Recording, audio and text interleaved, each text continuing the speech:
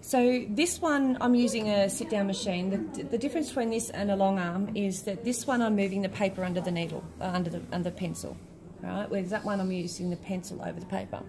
So that's why people struggle a bit with this, because it's your motor skills. You've got to change the way you work. Whereas with the long arm, it's more natural for you to move the pen over the paper. I'll do the figure eights. These are quite easy and effective. Just a little knot off on the outside. So you come out, around, out, around, out, and around.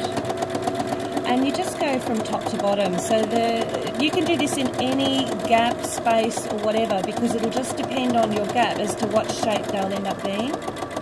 When you stop on the join. So if I have to stop to reposition, I'll always stop on that join there, just so that I don't get a jump. Okay, so then we go out, and then back towards you, out. And they can be as long and skinny as you like.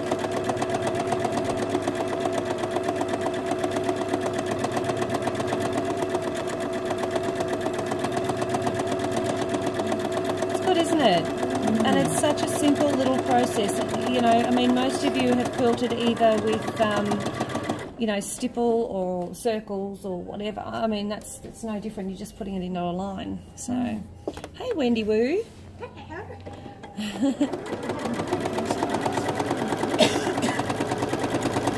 So, do you want me to show you another one using just straight lines?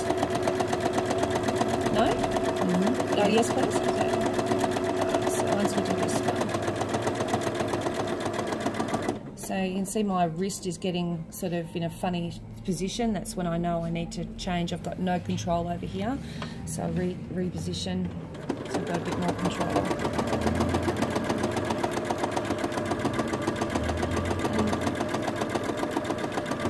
Not a big fancy machine, but she does the job and she's doing it well, and she's using metallic. She hasn't shredded on me yet, and I say that knocking on wood.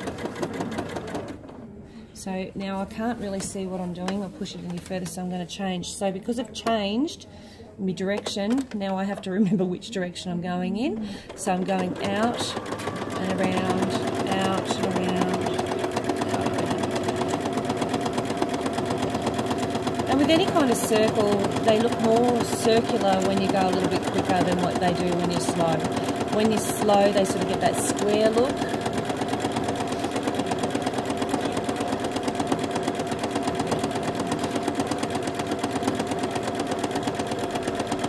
Just going to stop there. I'm getting really tiny now. Little darlings. A bit wonky, but that's okay.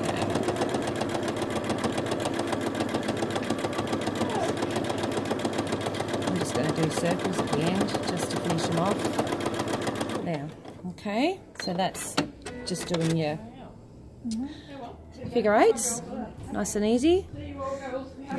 See you, Judy. So I'll do straight lines, but I'll do them on the red, I think. Yeah, this one's a good one. So straight lines are literally that, but there's no. They don't have to be perfect. Perfect is not in my vocab. So needle down, just to start. Now, this is basically up and back, up and back, up and back, up and back. Yeah. So, but I round off the corners. I don't stop and square it off or follow lines. And I'm using my foot as a guide of how wide I want them. You see, they're all roughly the same. They're not perfect, are they? They're not straight lines. They can be a little bit wobbly, and it just becomes a part of the feature of the quilting.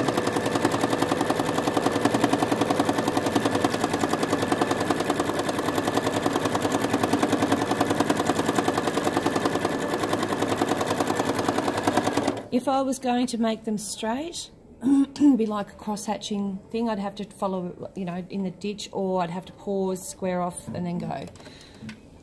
Because I'm not pausing, I get a rounded corner.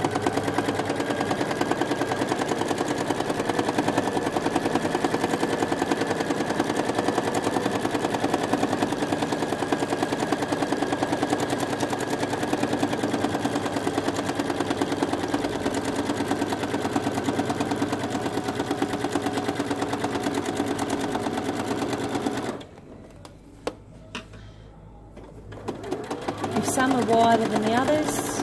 You see me unpicking? No unpicking. Be okay with it, you're human.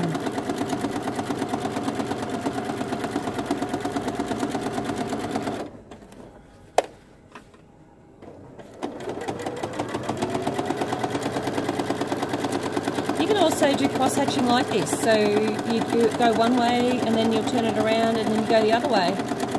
The exact same method, but you just got to round it off cross-hatch. It's very effective. It's such a simple thing. That's as straight as my lines get, by the way. Oh, I've got a finger there. Yeah. Get in the way. That's it. And there you have just about quilted the whole thing. I mean, really, you don't need to do a huge amount of them.